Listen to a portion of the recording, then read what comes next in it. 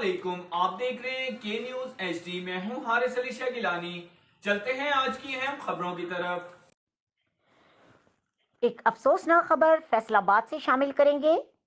फैसलाबाद शहर में 14 धमाके। एक बार फिर आपको बताते चलें, फैसलाबाद वारिसपुरा मिठाई वाले चौक में 14 सिलेंडर फटने से मुतअद्दिद अफराद जाँ बहक, जबकि 5 दुकानें नजरे आतिश हो गईं। इन्ना लिल्लाहि व इन्ना इलैहि राजिऊन। और काम दे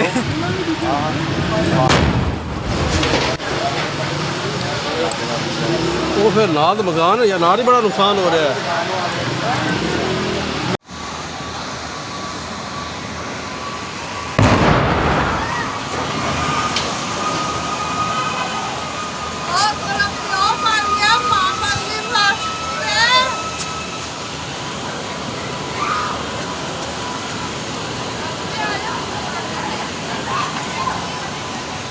मजीद खबरों और अपडेट्स के लिए हमारे साथ रहिएगा। तब तक के लिए अपना ख्याल रखिएगा। अल्लाह हाफिज।